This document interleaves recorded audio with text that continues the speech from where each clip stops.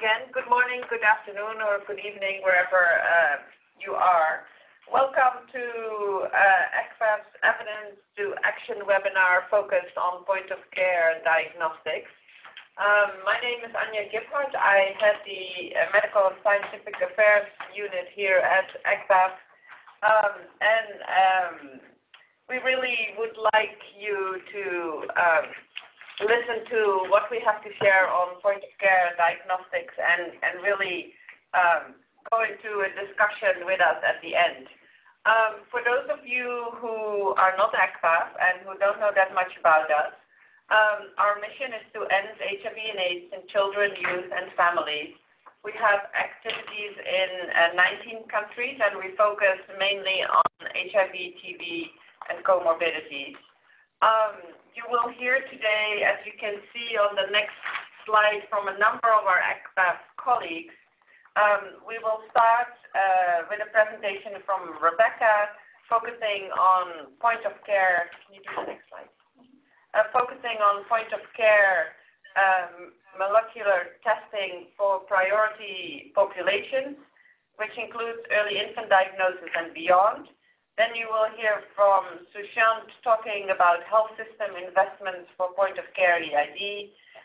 Then we will hear from Philisiwe from Eswatini, focusing on point-of-care for birth testing. And then finally, we hear from Judith, based in Kenya, about getting us to the next 95. And then we really would like to have a robust discussion with all of you. So looking at the next slide, just a little bit, the rules of engagement. As I mentioned, we really would like to have a robust discussion at the end. So if you join us by computer, there will be a Q&A box appearing at the bottom of your screen. You can type at any time your questions or comments there. If they are related to connectivity, we will handle them immediately, but if they're related to the presentation, they will go to the moderator and we will use them for the discussion later on. If you join by phone, please press *9 to raise your hand, and then your line will be unmuted. If you have any technical challenges, you can in the meantime also live chat with Sarah, who's sitting here opposite of us. So without further ado, I'll hand it over to Rebecca. Go ahead, Rebecca.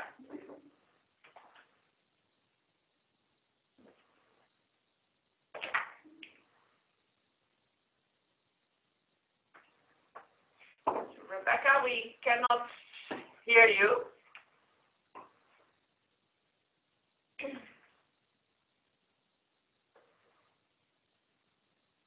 Sorry, I was on mute when I asked for remote control and for some reason lost my ability to unmute myself. So sorry, I'd just like to back up to the first slide. There we go. Okay, so I'm going to be walking you through EGPAF's experience and some study findings from a 4-year Unitaid-funded project that integrated innovative point-of-care testing technologies into the early infant diagnostic networks of 9 sub-Saharan African countries. And then I'll present the case for using the same point-of-care technologies for HIV viral load testing in pregnant and breastfeeding women and potentially in other populations. Okay, so for early infant diagnosis of HIV and monitoring of viral load in pregnant and breastfeeding women, time is really of the essence. Without ART, up to 30% of infants infected with HIV during pregnancy or childbirth will die before their first birthday, with a peak mortality at just 8 to 10 weeks of age. So for this reason, WHO recommends that all HIV-exposed infants have a virologic test within 4 to 6 weeks of birth, that caregivers receive the test results within 4 weeks of blood sample collection, and that infants with an initial positive result are immediately started on treatment. So to help achieve this, WHO recommends using point-of-care instruments for infant virologic testing, and the PEPFAR-COP guidance suggests that programs consider using point-of-care to complement lab-based approaches for both infant virologic testing and also viral load testing in pregnant and breastfeeding women. And this is because pregnant and breastfeeding women have a higher risk of elevated viral load. About 22% of women who achieve viral load suppression before pregnancy will actually become viremic during pregnancy, and 20% are viremic at the time of delivery. So viremia in the third trimester and also during pregnancy can have a negative impact on women and increase the risk of mother-to-child transmission of HIV.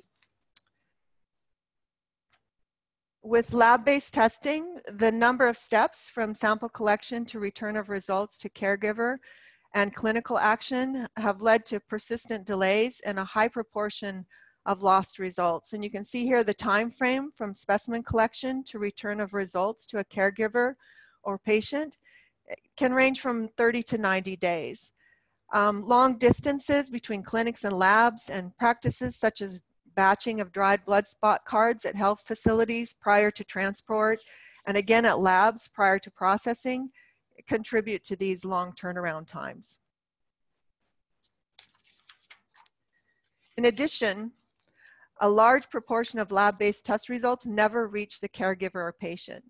A weighted average of 9 studies combined with M&E results found that 42% of infant virologic test results were never received by the patient. And this system of diagnosis leads to wasted testing reagents and human resources, unnecessary repeat testing, loss to follow-up, and poor linkage to care for HIV-infected infants, and as a result, high infant mortality. So WHO has pre-qualified the Abbott MPIMA and the Cepheid GeneXpert point-of-care systems for both infant virologic testing and viral load testing. And these systems present an opportunity to run HIV tests at health facilities or at a nearby health facility using a short haul sample transport. They can be operated by healthcare providers such as nurses after special training and provide results within 1 to 2 hours with a high level of accuracy.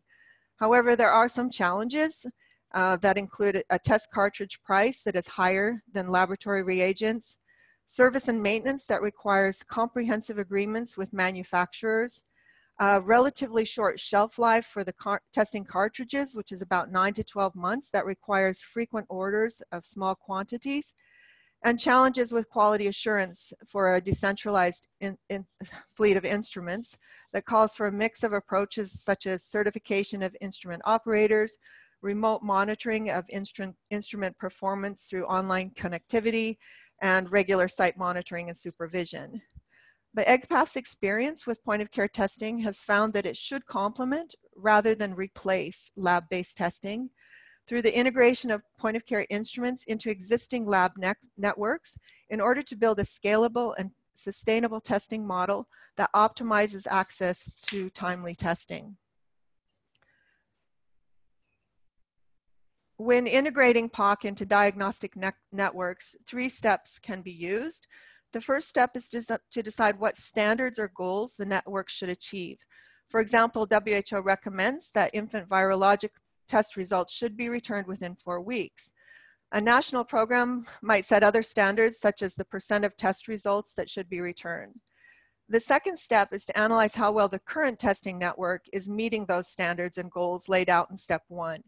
And this should include an assessment of all available testing sites, both lab-based and existing point-of-care sites, for example, the sites that are using Cepheid GeneXpert platforms for TB testing. And there are software programs such as LabEquip developed by USAID that can help with this analysis.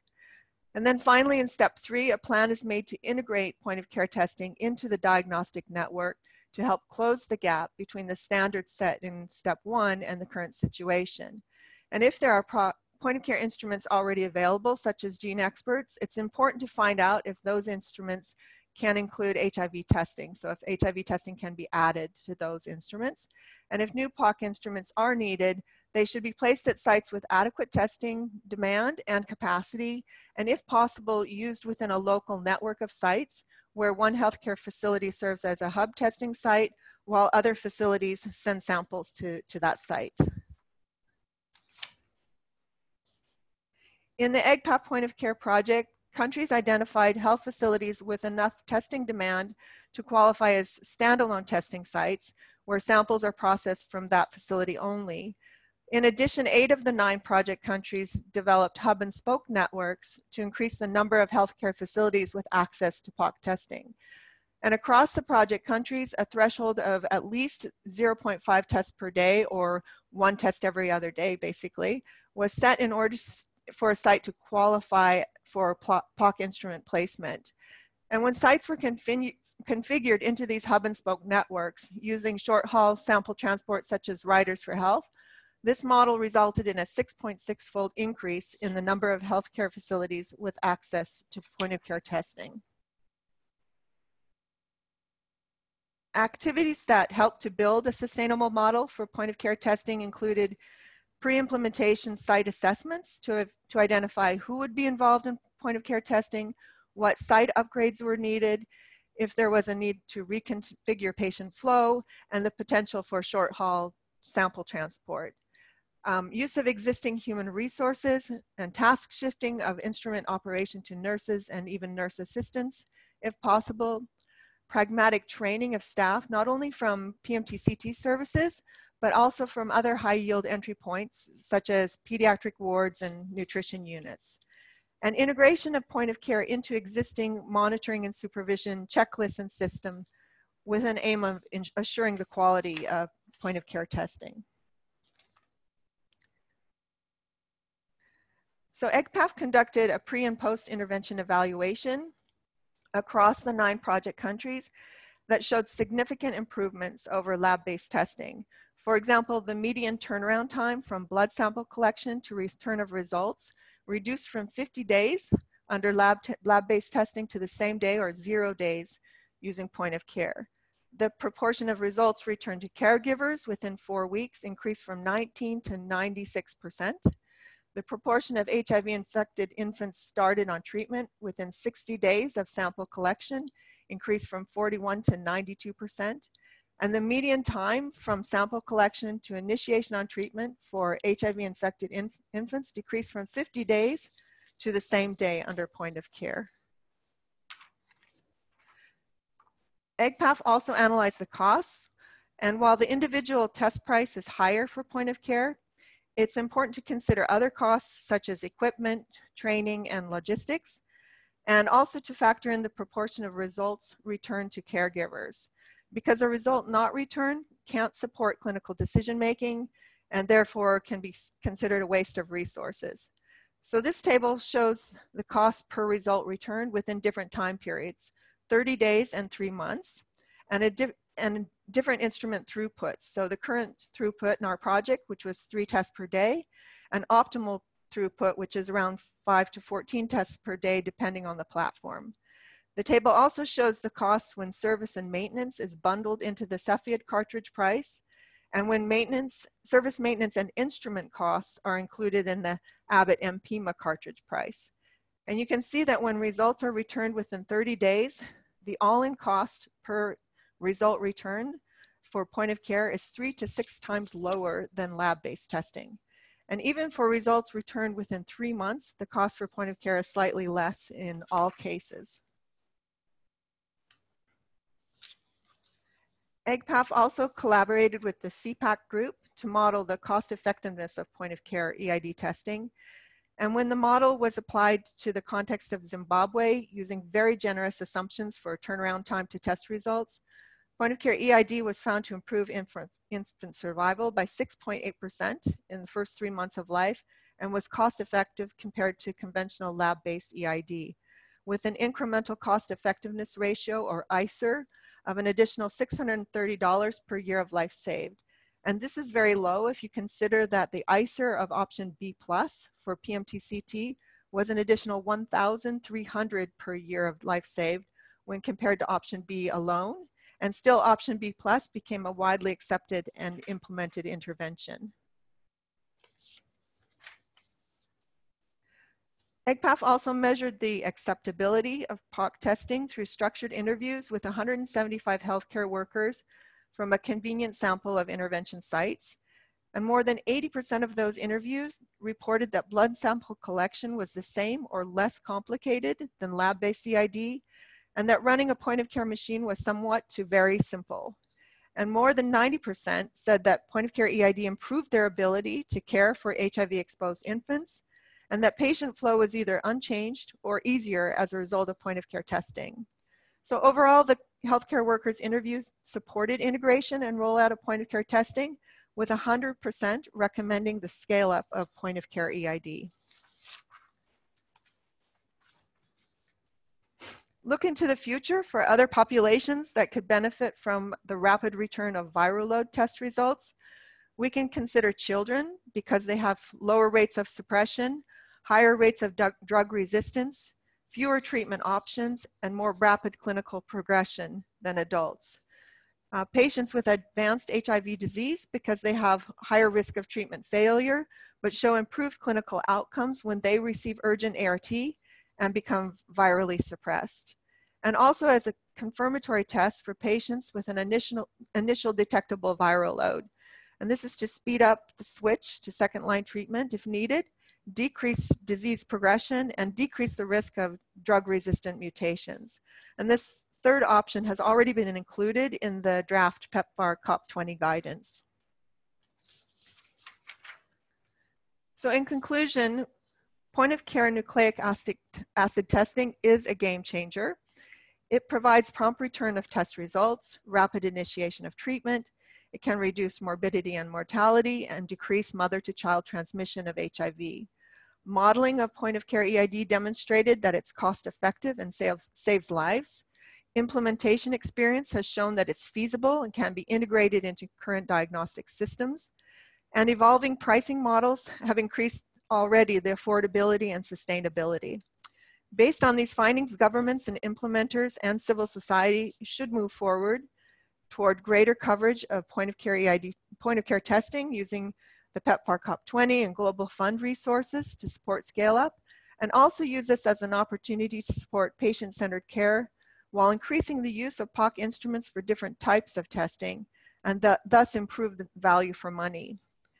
Routine point-of-care testing is impactful, scalable, and cost-effective, which are the right ingredients to replicate and should make point-of-care the new standard of care for HIV testing.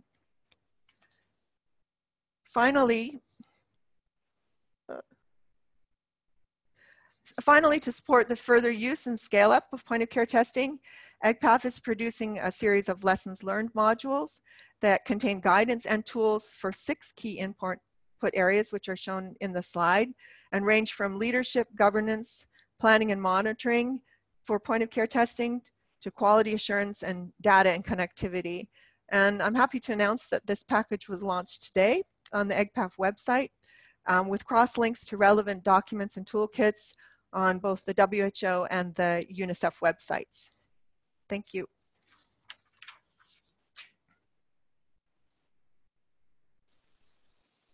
Thank you, Rebecca, for an excellent presentation.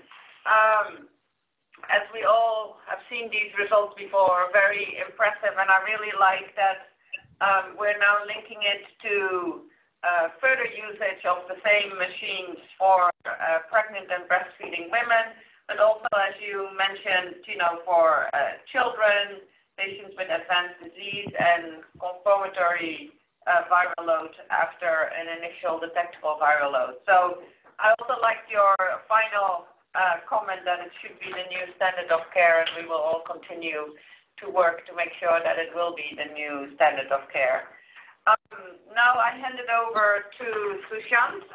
Rantimi is also with us in the room here, but her voice is not really cooperating. So Sushant, I hand it over to you. Great, thank you. I hope people can hear me okay. So I'm going to talk a little bit more about some of the costing work. Rebecca gave us a really great summary of and sort of intro into some of the work that we did. We approached costing from a few different angles, because obviously one of the initial questions around the scale up and rollout of point of care EID specifically was, well, how much is it going to cost us relative to standard of care central lab based EID. So with that, let's get into some of the details. Can I? For some reason it's not working. There we go. Okay. So on this slide, basically, I just wanted to give a bit of a background on some of the costing and cost effectiveness work that we did under this project. First, we focused on Zimbabwe in particular to do a very kind of detailed cost analysis to understand the various resources required to implement and scale up POC EID. These costs were then incorporated into a modeling exercise done by the CPAC group, whom we collaborated with. They're based out of Harvard. And this is the modeling that Rebecca also referenced in her first presentation, sort of where they modeled those costs as well as life expectancy, survival rates, et cetera, to compare POC EID to centralized EID. We also did a time use study in Zimbabwe to directly observe health workers operating POC EID to understand the impact of POC EID on health worker workload. This third bullet really fed up into the first one as well, because obviously one of the relevant costs we wanted to look at were labor costs, HR costs associated with the implementation and scale up of POC EID. And then finally, we did a detailed cost analysis of strengthening a conventional EID network, work that has been done in Kenya, not as part of the EGPAF project, but in general, through the Ministry of Health there. And we incorporated that into some modeling to help us assess whether or not it's more cost effective to do POC EID or to strengthen existing centralized EID networks. So these were some of the sort of costing exercises we did as part of this project. Next slide doesn't work. Can we go to next slide? There we go. So costing assumptions and scenarios. I think we're going to talk as part of this unit cost that we're going to look at, that we looked at here was around cost per test. Now, remember, Rebecca talked in the first presentation that perhaps the most important metric is cost per result returned. She mentioned that 42% of results under a central lab-based EID system often won't make it back to the caregiver and infant at all. However, we were looking at perhaps an even more conservative situation where let's just compare cost per test under each of these, POC and a central lab-based EID context. Again, we used quite a conservative estimate around volume. Volume is clearly a key driver of cost per test. The more tests you do, obviously, the more costs can be spread across those tests, especially costs that aren't driven by the specific use of that cartridge. So we used average EID volume of 1.5 tests per day for the base case based on observed demand for the period October 2017 to September 2018 in Zimbabwe. That volume increased, a fair amount. And so, we did vary that for sensitivity analysis, but we thought let's start with that as a base case since it was realistic for the early stages of the project. And also the base case estimate is conservative because it doesn't factor in other increased demand. Again, some things that Rebecca referenced in her early presentation around testing at additional ages, including birth testing, which Felicia is going to talk about, as well as testing at 9 months. Next slide. A couple of other background slides around the assumptions and scenarios we considered for costing. Obviously, as Rebecca mentioned, there are two models in play here, the Abbott and PIMA and the Cepheid GenExpert 4. We had a total of 5 scenarios that we kind of considered and attempted to cost. For the IMPIMA, we used 2 scenarios, one under which the platform is purchased, the equipment is purchased, and the other under which the equipment is leased. A model referred to as reagent rental. And under that model, there's a commitment to reach a minimum volume of tests, and you kind of lock in a price if you reach that minimum volume. And then under the GenExpert 4, we had 3 scenarios. One where the platform was purchased with a gel battery, another where it was purchased with a solar battery. The reason we made those distinctions is the prices are a little bit different, and we thought let's try and factor both of those in. For the solar battery, the idea was that perhaps this would also allow the GenExpert 4 to be deployed in perhaps even more decentralized scenarios where maybe there wasn't as much regular access to electricity. Anyway, we did want to look at that also as an option. And the third scenario, which in Zimbabwe and several other countries can be realistic for certain contexts, is there already a GenExpert machine in place that is running tests for decentralized TB diagnosis?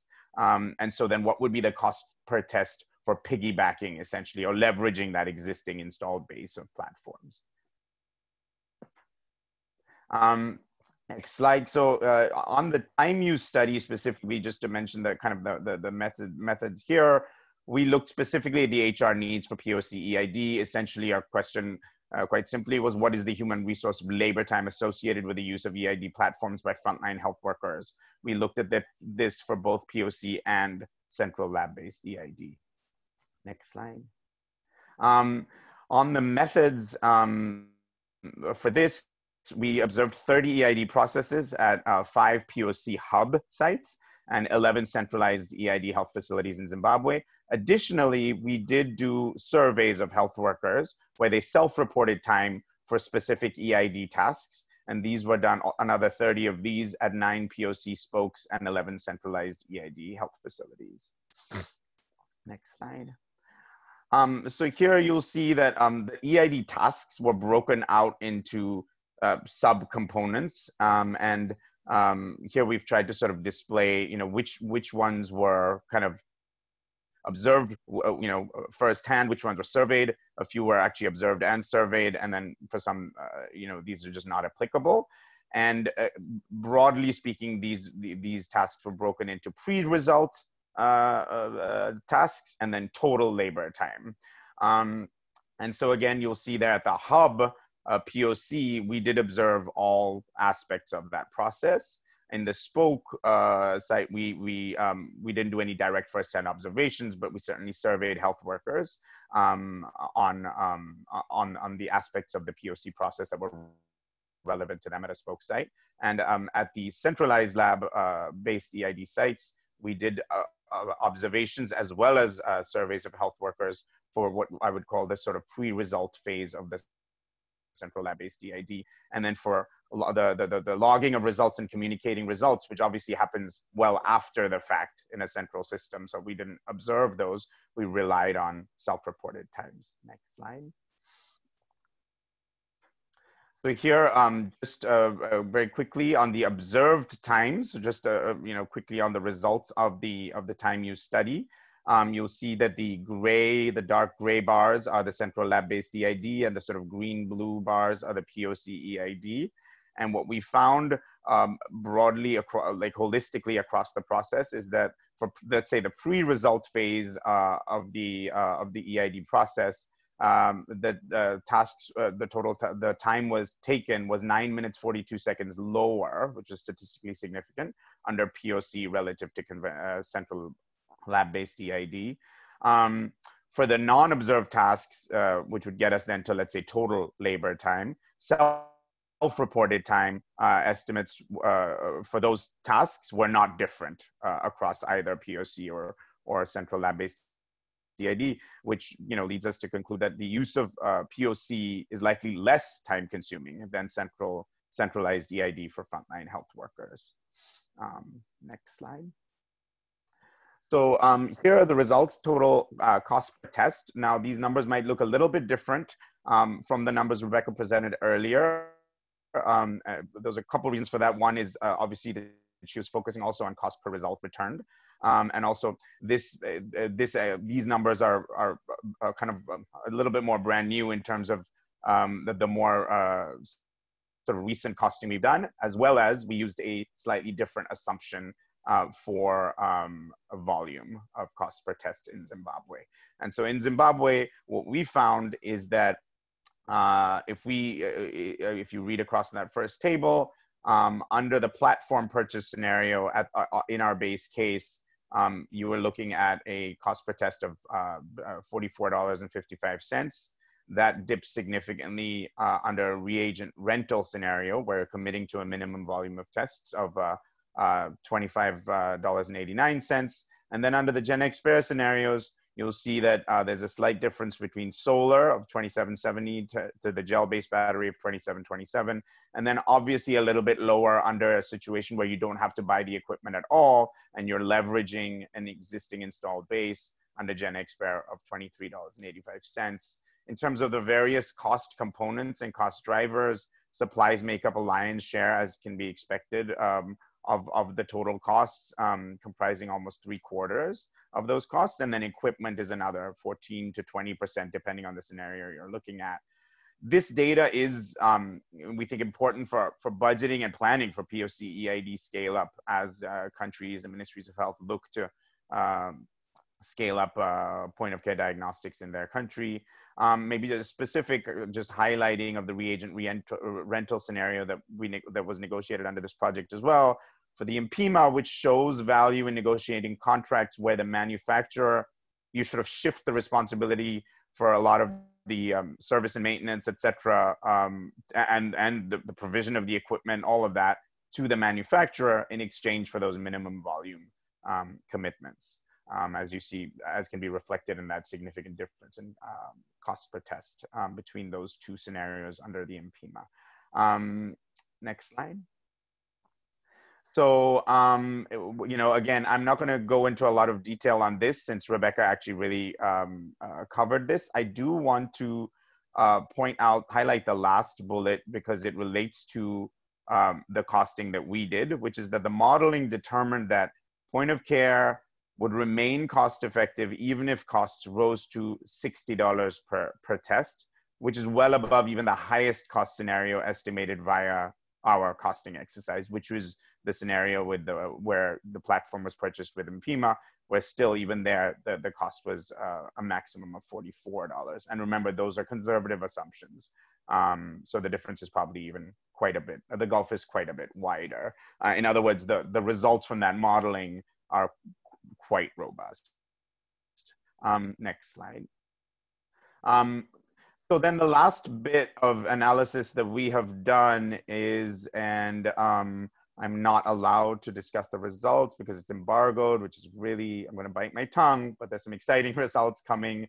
It's going to be discussed at a poster presentation at CROI imminently. But essentially the big question that people ask around, one of the big questions they ask about scaling up POC or introducing POC is, you know, why can't we just invest in strengthening existing centralized EID to improve result return times and initiation on ART? Why do we have to now bring in this whole new technology, you know, all the stuff that comes with that when we can just, you know, this is something we already do, let's do it better. So we actually did a really detailed compilation of costs of strengthening centralized EID in Kenya based on actual efforts that country undertook. To do that, which did see obviously a significant improvement in result return time, etc. And those costs included obviously much more frequent sample transport, more lab technicians at central labs to prevent sort of bottlenecks, better SMS printer coverage to relay results faster from central labs to the sites and to the caregivers. And all I can say for now is that the full results of that will be presented at CROI. So please stay tuned for that. And that's it for me. Thank you. Another excellent presentation. And it's really exciting to see that the total cost per test continues to be refined and looking at different models, even if it's the same machine, but if when it compares the platform being purchased versus rental and all the other kind of refinements that we continue to make. Unfortunately, all of us here in the room are not going to go to CROI, so we hope that we do also get to hear about the results after CROI. Here at the foundation. So then let's move now to CLHIV in Eswatini to talk about point of care for birth testing. Go ahead.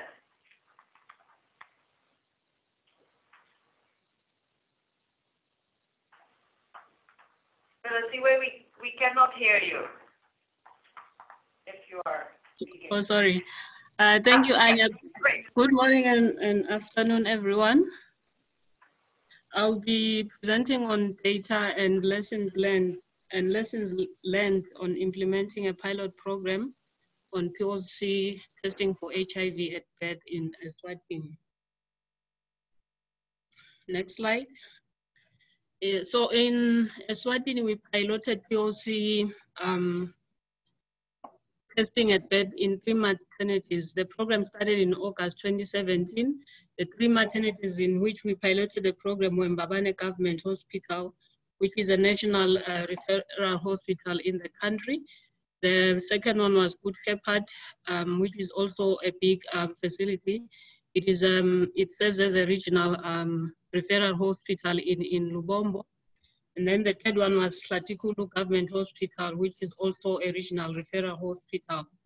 In all these maternities, they provided labor and delivery services, including cesarean sections, neonatal, postnatal services, and PMTCT.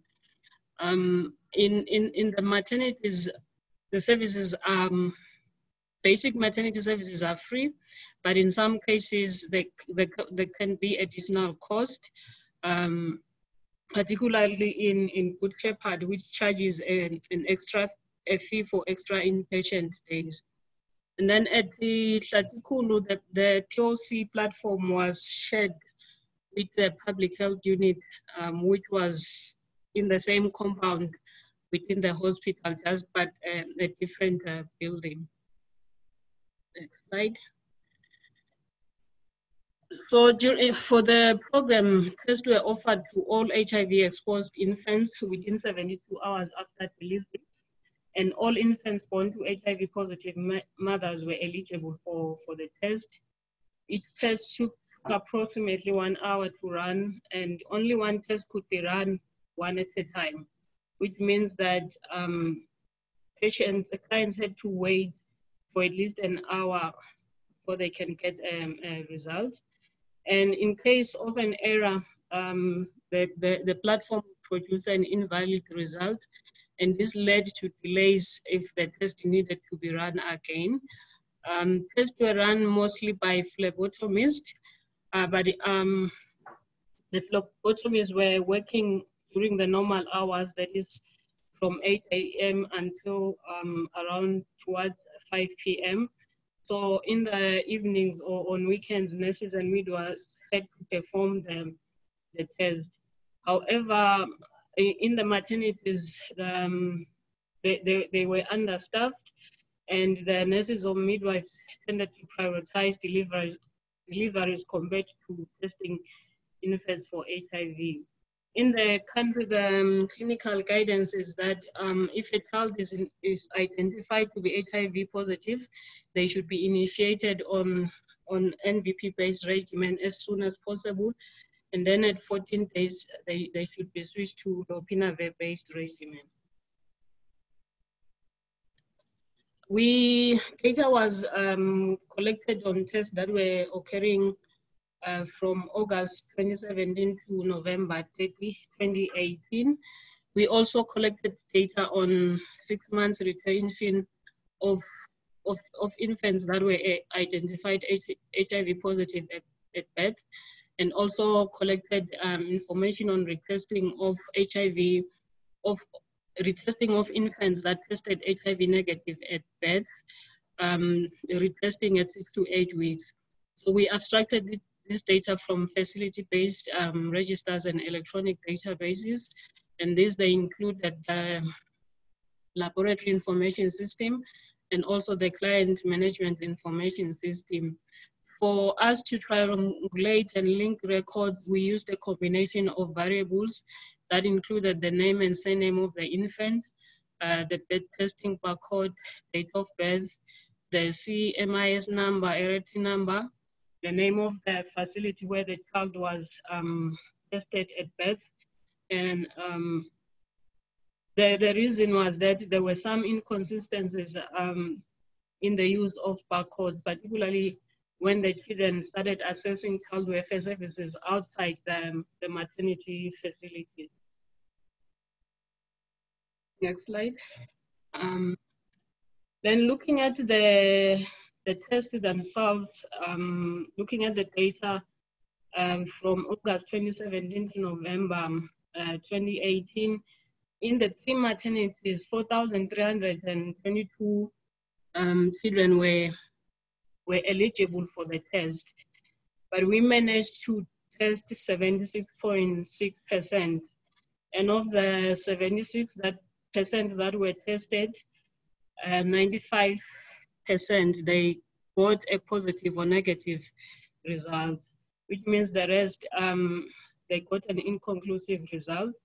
But for those that managed to get a positive or a negative result, 98% of them, 90% of those results were received by caregivers, and 95% of the results that were received by caregivers were received within 1 day of testing.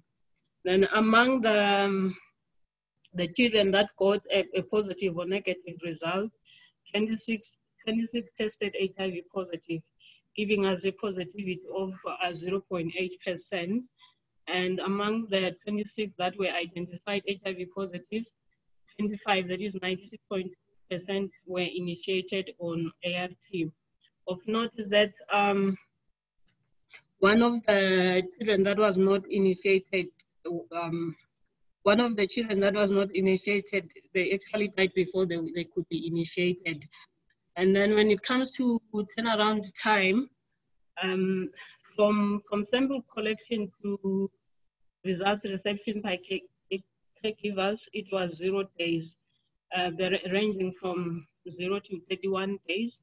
And then the turnaround time of results from being received by the caregiver to ART initiation, it was 27 days, ranging from 0 to 228 days. We can note that there were some challenges with initiating children. We'll talk about it later. Next slide. Another thing to note is that when it comes to missing children for testing, a high number of children were missed in the site, which was sharing a platform with the public health unit. And then the other thing is that when it comes to receiving results early, the delays were in the maternity, where they were charging a fee for extra inpatient days, that is at Good Shepherd. So in such a setting, the caregivers tended to want to leave the hospital as early as possible to avoid the extra charges. Next slide. Then when we're looking at ART regimen and retention of the children that were identified HIV positive at birth, we can see that those that were initiated, 23 of them, that is 92%, were initiated on APC plus 3TC plus lopinavir. Only 1 child was initiated on AZT plus 3TC and MVP. And another child was initiated on B40 plus 3TC and lopinavir. However, this child has now been switched and is receiving the correct regimen, that is APC plus 3TC plus lopinavir.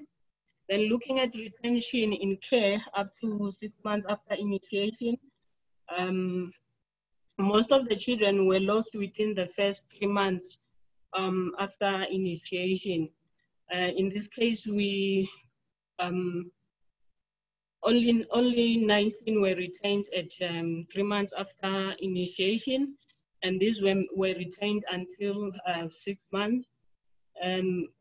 3 that were not retained, they died soon after initiating ART, and 3 were lost to follow up within the health facilities.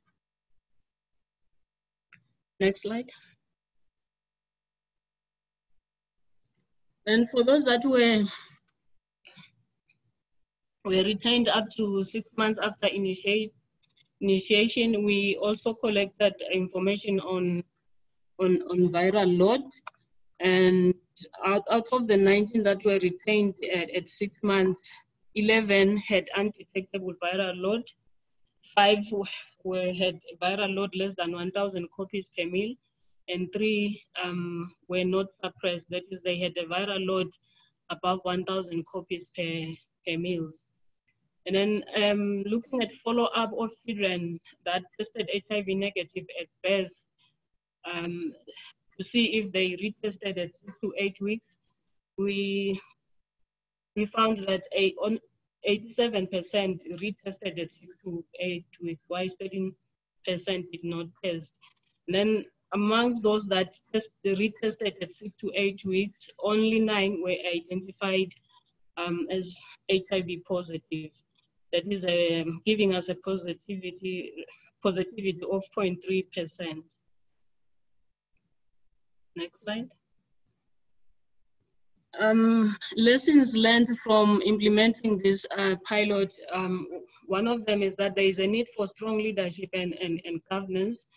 It is a good practice to have the Ministry of Health taking leadership and ownership of the program, to advocate for it, collaborate with other implementing partners, and also be the one that take the initiative and communicate with health facilities about the program. We also learned that there is a need to provide consistent and structured supervision and mentorship for sites. That is, provide training and refresher training for nurses, particularly when it comes to identifying HIV-exposed infants, sensitizing mothers about the bed testing, and also for the nurses to perform the test themselves, particularly on weekends and evenings where the phlebotomist would not be available. It's also important to work together with the nurses in the site to institute a continuous quality improvement activities. Also have feedback meetings with the healthcare workers to discuss their performance when it comes to bed testing. It motivates them to see how they are performing. If they are not doing well, they tend to want to do better. But if they are not seeing the data, they get a little bit relaxed. And then it's also just important to monitor the use of the platforms, because in some of the sites, when the phlebotomist was not available, healthcare workers had to run the test. But we realized that if the platform is used by multiple people, it tended to produce a higher rate of errors. Then the other key thing is to strengthen M&E systems in such a way that we would be able to track eligible infants throughout the EIP cascade and throughout subsequent tests, whether the child is testing in the same facility as bed testing or in other facilities.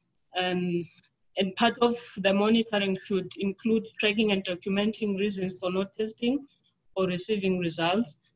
And it's also important to sensitize other sites about the M&E systems. Next slide. We realized that there could be some opportunities to improve providing services for bed testing. One of those opportunities is providing testing where it would be possible to also initiate ART for infants. Most of the caregivers didn't initiate on the same day as they received the results because maternities were not initiating ART, so they had to be referred. And without clear processes on how to track the referrals, then we tended to miss the opportunity to initiate children earlier, and most of them, the children got to be initiated after 14 days. Then another opportunity is to provide a well-structured counseling package for women. Some of the women are not ready to test their children soon after delivery. All they want is to go home with their child. There's also an opportunity to engage males because women, they struggle deciding on testing the infants without getting consent from the father, and also provide personnel or additional personnel or phlebotomies for the maternities, because in our case, the maternities are busy and they're generally understaffed. Next slide.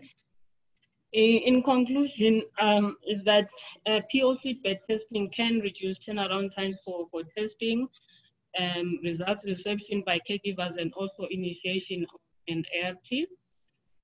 And this project is also just helped, it helped us to realize some of the needed improvements in the EAID cascade, particularly when it comes to identifying and testing of all eligible HIV-exposed infants.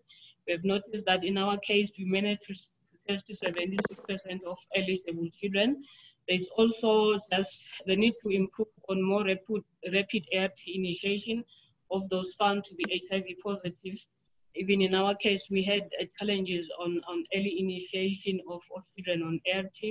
And also there is a need to improve and develop stronger follow-up strategies of HIV-negative infants at birth for subsequent EID testing services. And it POC is still is a good POC pet testing is a good initiative, particularly when we consider infant mortality. If we are able to quickly refer children for ART and initiate them initiate them early, we could avoid deaths among HIV-infected children. Thank you. This is the end of my presentation. Thank you, Philisewe, for another excellent presentation. I'm just really struck by the fact that you have demonstrated that in a resource-limited setting, we can now test children at birth and actually start providing treatment at 2 weeks old. I mean, I still remember years ago that there was the whole discussion if it was actually ethical to test children when we didn't have treatment for the first months and years, actually. And now we have demonstrated that we can start treatment at 2 weeks. Sorry. You rightly point out that there still are a number of challenges, especially those that we don't get to test for one reason or the other, and so the quality of our services and the leakages in the cascade remain something that we really need to focus on. But it's really exciting to see what you've done as one of the very few countries who've been able to implement this. So thank you. And then we go to our final presentation. Oh, I just wanted to flag really quickly, we have a great question in the Q&A, and we also have somebody raising their hand. We're going to be answering questions at the end of all of the presentation. So if you could just hold your questions, and we'll take care of them at the end of the presentation. Good. So Judith, the floor is yours. Thank you very much, Anya, and welcome to the participants. So I'm going to crown this presentation by talking about how to get to the second 95, which is the pediatric ARV initiation. And really, if you think about it, it doesn't matter how well we identify children, be it by birth testing or later on. If we don't put them on treatment, then we've really not done much. So putting them on treatment is a key intervention. So I'm going to talk about what it takes to take us to the second 95. Next slide, please. So we'll start with a quick look at the state of the epidemic, and I'm sure the participants in this call, some of you have seen this. So by the end of 2018, out of the almost 38 million people living with HIV, 1.7 million were children less than 15 years. And within that year, 160,000 new infections were identified among children 0 to 15 years. And looking at the graphic on the right, 2 out of 3 of all the children living with HIV aged less than 15 are in East and Southern Africa, and 50% of them are in just 6 countries. And if you look at these 6 countries for the EGPAF participants, a lot of these countries are where we have presence, and we are doing a lot of work in pediatric ART. Next slide, please. So talking about ART coverage, the progress has really been slow over the last 2 years. In 2018, we had 54% ART coverage among children. It's been like this for the last 2 years or so. And the coverage has remained almost steady despite folks understanding what works and a lot of effort going into pediatric HIV treatment. We had the ACT initiative, we've had the Fast Track initiative, and a lot of work is going on into this, and yet we are not seeing results. The ART coverage remains just at 54%. And if you look at the regional distribution, the ART coverage for children range from around 28% in West and Central Africa to 62% in East and Southern Africa, and as high as 91% in Southeast Asia. So it means even as we talk about this coverage, the challenges are different in the various regions where we support children. And looking at the results from the SHARE study, it indicated that early diagnosis and treatment are particularly critical for infant survival. And the SHARE study demonstrated 76% reduction in mortality when treatment was initiated in the first 12 weeks of life. And so this is why we need to put in effort to identify children as early as possible and put them on treatment, be it through birth testing or any other opportunity, so that we are able to have good, to improve infant survival. Next slide, please. So the next slide just basically is a graphic showing the ART coverage among children 0 to 14, adults and pregnant women.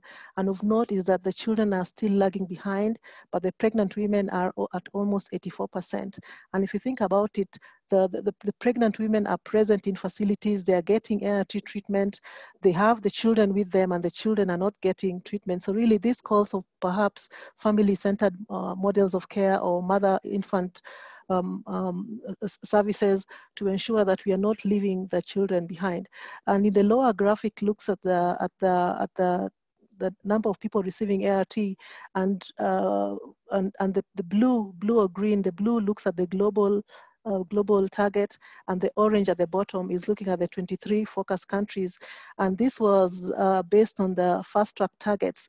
And you can see we missed the 2018 Fast Track targets. So the 2018 target was to reach at least 1.6 million children aged 0 to 14 years with ART by 2018. And the 2020 targets is to reach at least 1.4 million children aged 0 to 14 with ART, and you can see clearly we are going to miss the 2020 target. So really there's still a lot to be done in terms of improving ART coverage for children aged less than 15 years. Next slide, please. So this slide summarizes some of the barriers to pediatric ART initiation. I've summarized this to just around five thematic areas. So the first is the fact that the pediatric ART has a lot of diversity and complexity in the regimens across ages, and you shall see a slide showing the various recommendations for the different ages. So for instance, the DTG is approved as first line for those who are above 20 kilos, so that's around 6 years plus. We are still awaiting the DTG 10 milligrams scored dispersible tablet, which we hope will be available by the beginning of 2021. And often when we have all these new formulations coming on board and the need to transition to the new formulations, the review of guidelines is not as fast as expected, and the transition from one formulation to another, one regimen to another, often causes a lot of delay. Hence, there's poor uptake of pediatric ART. I think the other element is the capacity of programs of staff where children are diagnosed, especially where we have point of care, to start ART treatment. And I think the Eswatini presentation alluded to this, where we are testing children in maternities, but they are not really able to start children on treatment is those same places. I think the other thing that delays TB. TB co-infection remains a matter of heavy. There is ruling out TB, and this is a barrier to initiating ART. And so there's a need to hasten the process of ruling out TB in a child with HIV so that they can be progressed to ART treatment based on the analysis. And of course, like I mentioned, quantification of the regimens is often delayed. not only is there long lead times from quantification and forecasting, but often the data that is required for quantification is poor. There's a lot of uncertainty around the product production and transition lines, and also a lengthy registration process in many countries often leads to delay in availability of the effective pediatric ART regimens. And of course, having talked about birth testing, the neonatal ARV regimen treatment regimen is still a challenge. We have limited access, and really there's a lot of hesitancy to move to the raltegravir granules while we await for the DTG dispersibles. Next slide, please. So I'm going to focus on really what we wanted to discuss. What does it take to get to the second 95? And I grouped this into three pillars. We have diagnostics, drugs, and service delivery. I won't belabor the point around diagnostics. I think we've talked about this, but I think just to remember that we have now an important demographic shift occurring among children living with HIV, with a reducing number of children who are aged 0 to 4 years who acquire HIV, and we have the proportion of children 5 to 14 larger compared to a decade ago. So even as we talk about diagnostics and how to identify these children, we have to take into account this shifting demographic among this population. So I'll go on to number 2, which is the drugs. And really for children for us to improve the second 95, we need to have effective and palatable treatment options. And these new formulations have a lot of advantages, including reduced toxicity. They are more palatable than what you have. There's less pill burden. There's an increased resistance barrier, and we have a table that I'm going to demonstrate this, and also reduced drug-to-drug interactions, and also looking at the effective regimens as recommended by WHO. It is safe to use across different ages and populations, and so it makes quantification and procurement really much easier, even for countries. And of course, there's the element of the reduced cost. So next slide, please. So still talking about the new pediatric formulations, this is a table just to highlight the child-friendly ARV formulations by age and weight as recommended in the WHO 2019 guidelines. So very quickly, the preferred one for neonates up to 4 weeks is the raltegravir granules with AZT and 3TC, and the alternative is the nevirapine liquid.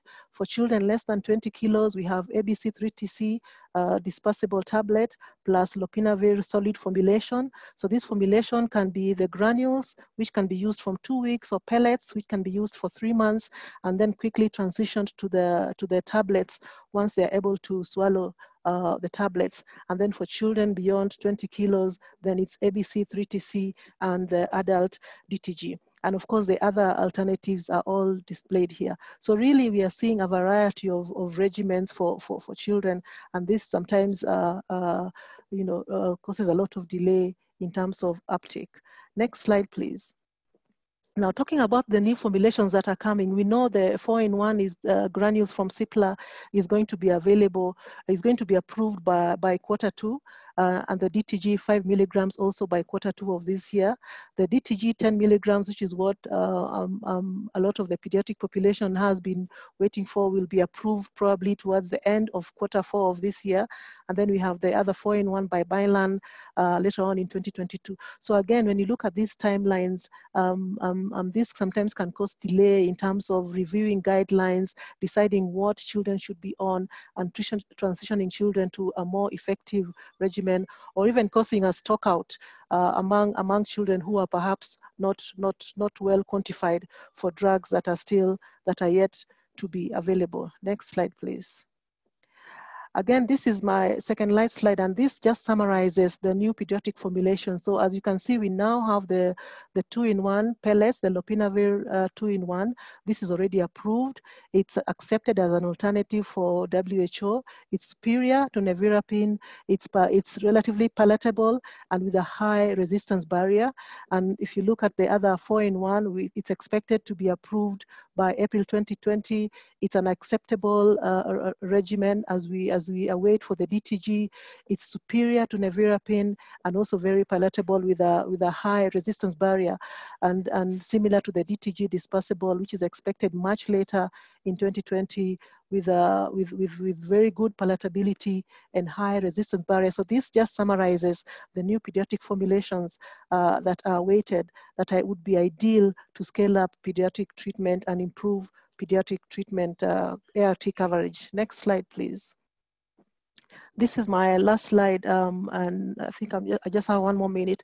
So the third pillar for getting us to the second 95 really is the service delivery element. So this includes being able to operationalize complex treatment guidelines, creating tools for technical working groups to be able to roll out the new drugs, revise treatment management guidelines, be able to train health workers on time so that they're able to provide appropriate counseling, issues around supply chain for pediatric ARVs, task shifting for treatment initiation and follow-up, including DSD and other elements, implementing good differentiated practices for linkage, and linkage is key here because, like we mentioned, however well we identify infants and children, if we don't link them to treatment, then really we've really wasted resources. So good linkage services, including intense post-test counseling for mothers and caregivers, peer support, and also linkage case management. And this is key because even from the data shown from Eswatini and from the other program data, we know that loss to retention loss is quite early as the first 3 months. We are losing children already on treatment. So the post-test counseling needs to be well done to retain them in care. Caregiver support is key to educate the caregiver, have materials they can refer to, issues around decentralized and decentralized services for different age categories, and having age-sensitive HIV treatment models. Support for disclosure is key in terms of getting to the second 95, and of course also addressing stigma and discrimination within this population. Often people may assume that there's no stigma and discrimination among the pediatric, but I think families face a lot of stigma and discrimination, and there's a need to address this as well. So thank you very much. I'm going to end there. Thanks, Judith, for the final presentation. It's sobering to see that we haven't really increased the percentage of children on treatment, and especially, like you said, thinking about that their moms are coming for treatment, but somehow we're not able to link it to the children. It's great to see that we have improved pediatric formulations, but as you mentioned, if we can't deliver them properly, or if parents or caregivers don't have access to the services in the most optimal way, we continue to struggle. So unfortunately, still a lot of work to be done, but at least it's good to see that there are already better treatment options and even better ones coming down the pike. So without further ado, I'm going to hand it over to Sarah and Alex to facilitate the discussion. Yeah, hello everybody. This is Sarah. I am the Zoom host, so you might see my name on the screen. And I just quickly wanted to go over how to participate in the Q&A/discussion section. So as Anya mentioned earlier, we would really like to encourage robust discussion here. So if you have a question, you're welcome to type it in the Q&A box that you should see at the bottom of your screen. And then we can read it out loud and we can answer it there. Additionally, if you'd like to ask it verbally, you can click raise hand. And then if you're going to do that, please introduce yourself with your name and your organization before your question. You can also do this as an ask a question verbally if you're joining via phone. And again, you can raise your hand by dialing *9, and then I, as the host, can come and unmute you so that you can ask your question. But I'm going to turn it over to Alex to moderate the discussion section. Hi everyone. Can everyone hear me? Yes. Okay, great. So I see that we have one question online on the Q&A box. Felicity, I think you have responded to this, but maybe it would be nice to have a discussion about this as well. the question is, why would we start with an nevirapine-based combination and change to leponavir at 14 days? Why not just start with a leponavir-based regimen? And this speaks to how we are starting children from birth testing. Felicity, would you mind responding to this verbally? Okay. Okay.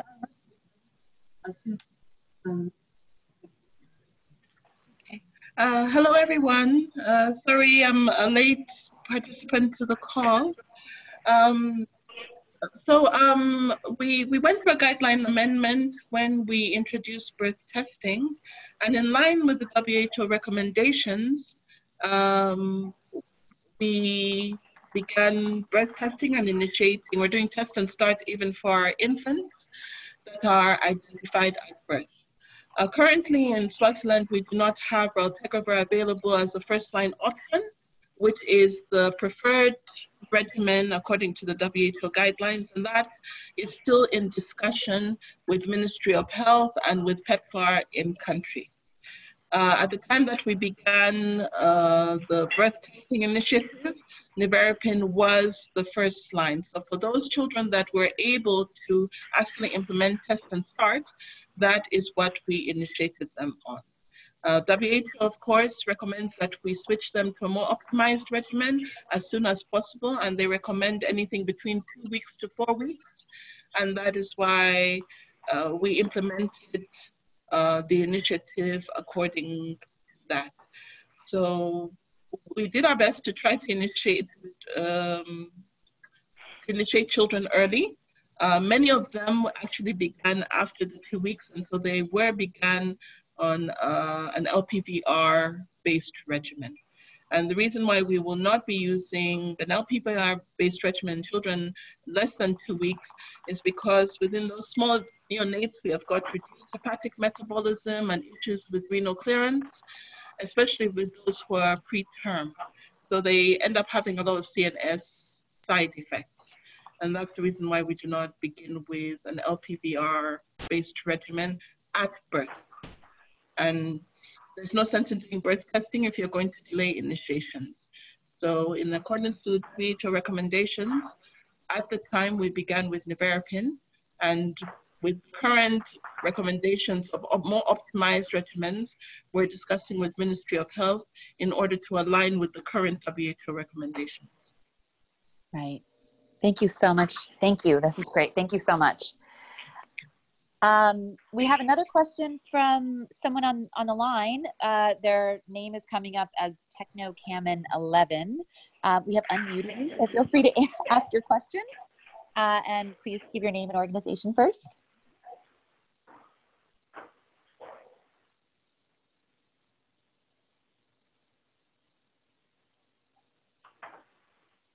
Alex, it looks like they're still muted. Yeah, let's unmute here.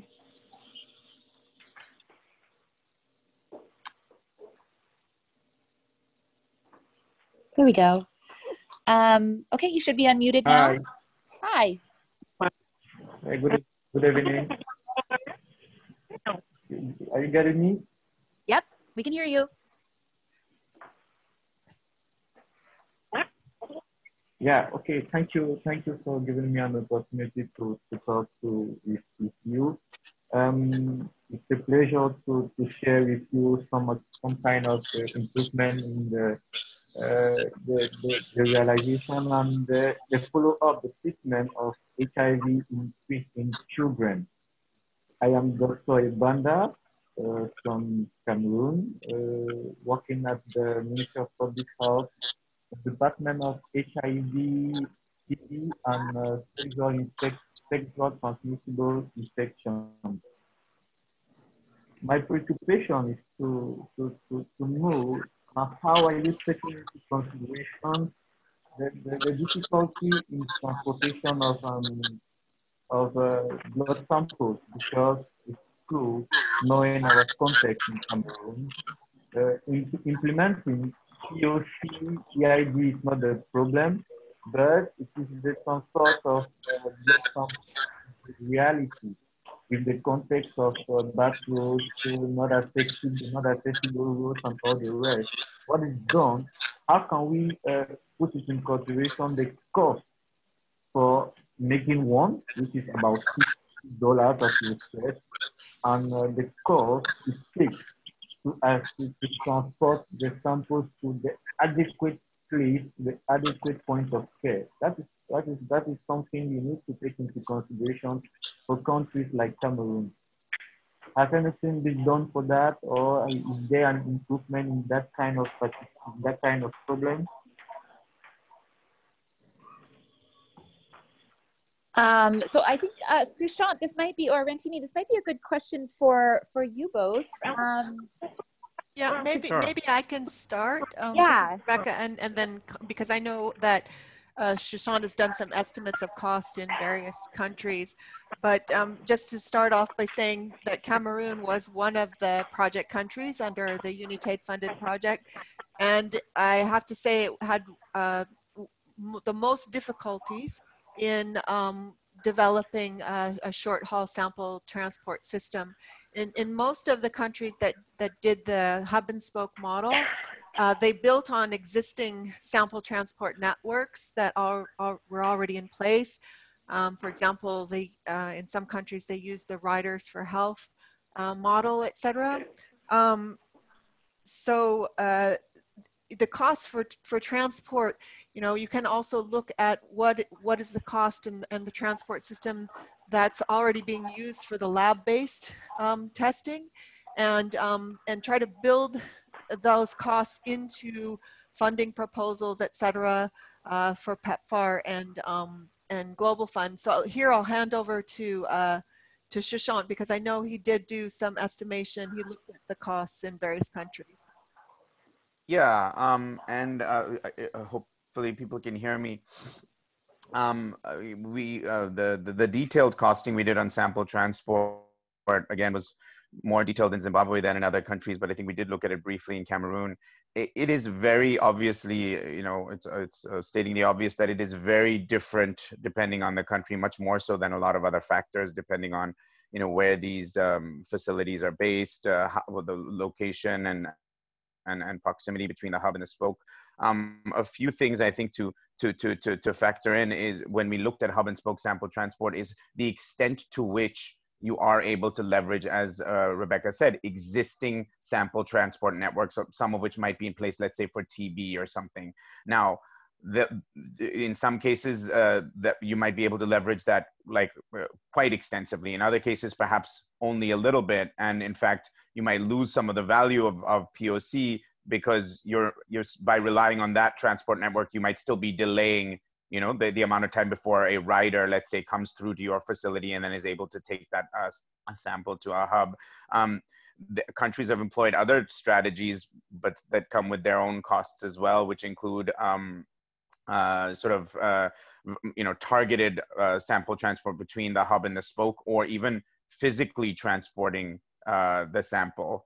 The other factor that comes into play is SMS printer coverage as well, in terms of relaying or just general good communications between the hub and spoke, so that you can relay the result quickly, so that we're not necessarily looking at sort of round trip costs associated with that. Perhaps the rider, can factor that into a larger route that rider is running.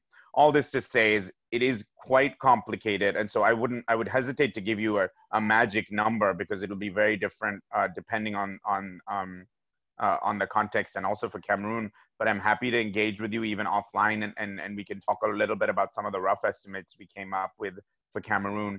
And also, I think the other metric that's important to factor in is the proportion of tests that might be run at the hub site itself. So, in some cases, in the case of Zimbabwe, and depending on the country we worked in, there were upwards of almost half of the samples were actually run for tests that were done at those hubs. So obviously those don't get factored in, but of course, it still leaves a large proportion, half or more, depending on the country, where you have to factor in this hub spoke sample transport network. And yes, that does depend a lot on the extent to which you're able to rely on those existing networks. In some countries, we're relying on those networks quite well. So that is something to factor in, but that may not be true. And I think it is not true in Cameroon. So I'm basically just giving you a lot of language without hard numbers, because for Cameroon, I hesitate to give you a hard number, but I'm happy to continue that discussion. I think it's a really important piece of the puzzle for costing.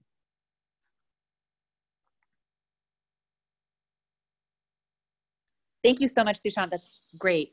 We had another question online come in for Talisue again. Do you think the cases of indeterminate results at the point of care testing centers were attributed to sample handling or testing sensitivity by the point of care machine? I think probably Rebecca or Talisue could probably respond to this question.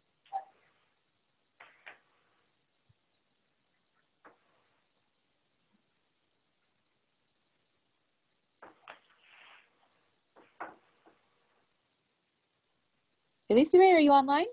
Yeah, this is Rebecca. Oh, thanks, Rebecca. Yeah, and Jeff Lemaire, he might be on the line, did a lot of analysis of the indeterminate results. And I think what happened a lot of times were it was related to sample, filling the cartridge, et cetera, closing the door correctly of the machine. And those indeterminate results decreased a lot after training and mentoring and having some experience using the machines. The machines themselves are WHO qualified and have very high sensitivity and specificity. And for the most part, we didn't find a lot of sort of machine errors, although sometimes there were issues with the software that caused some indeterminate results. And then we had to get the manufacturer involved to fix those issues. But I guess in terms of a proportion, it would be probably something like 70% operator errors that caused the indeterminate results, which basically means no result was given. If the machine found that there was some issue with the sample, filling the sample or placing the sample in the machine, then no result would be given and the test would have to be rerun. I hope that answers your question.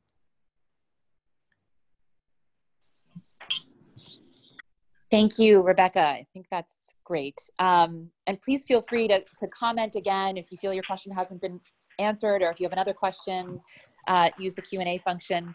I'm going to open it up to questions in the room now in DC. Alex, I see a question in the chat box. I think it's for Sushant from EGPAF user. Yeah, I can read. Yeah, if there's a minute. Yes, go for it, Sushant. Thank you. So to respond to EGPAF user, is it it's a great question. What is, so I think they're referring specifically to the reagent rental scenario that was negotiated for the INPIMA specifically, the scenario under which you lease the platform for a minimum volume commitment. And so the question is, like, what was that number? What is the expected HIV exposed infants that you would use? And the number, the magic number is 1,000. A minimum volume of testing cartridges of 1,000 per year as an annual commitment, which translates to roughly somewhere between 3 and 4, a volume of 3 to 4 per day. But remember, this includes, it's not an exact one-to-one to HIV exposed infants, because it includes like a small amount of error rate. Of course, those would use some cartridges. But then most importantly, this includes viral load, right? The INPIMA has the ability and is now, if I'm not mistaken, officially approved to run viral load test, point of care viral load testing as well. Viral load testing has an even higher sort of volume related to it than EID. So this would be for EID and viral load together. I don't know if Rebecca or anyone else, if you want to add to that. Obviously the Unitate team, the EGPAF Unitate team helped to really negotiate that agreement. But I think it's an important point. What is this minimum volume we're talking about? Is it realistic? Yeah. Thanks. Yeah, so that's correct. Viral load has also been WHO pre-qualified on both instruments, and the price of $20 per cartridge is relevant for both. And in fact, we are continuing to negotiate with Abbott about that volume because we do find it a bit high. But in terms of, in general, the numbers we use to sort of make point of care testing comparable in terms of costs for with lab-based testing is what I mentioned before, at least 0.5 tests per day or 1 test every other day.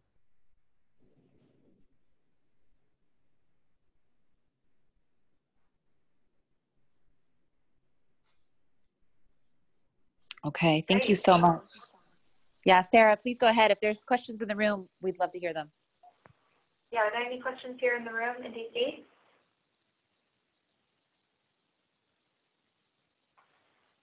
I think that's a no, Alex, so we can move on. If anyone else has additional questions in the Q&A box, or if anyone would like to participate by raising their hand online.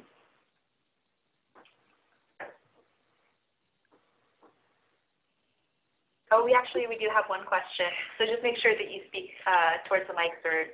Hi, Sarah. This is Gabrielle from EGPAF in DC.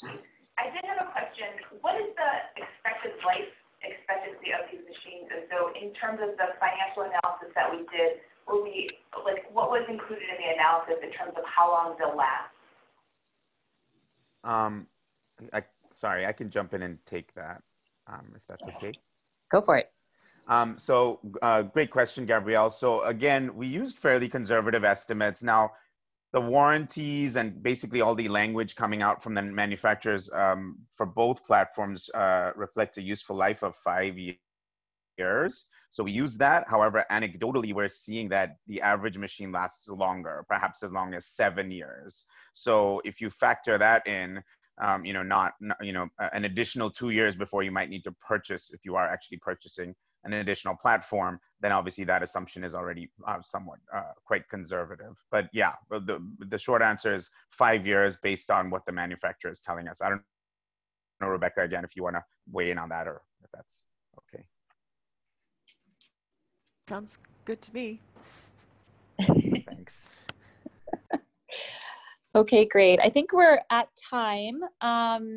So if there are any other questions, please feel free to reach out to publications@pedaids.org. We will get in touch with the presenters.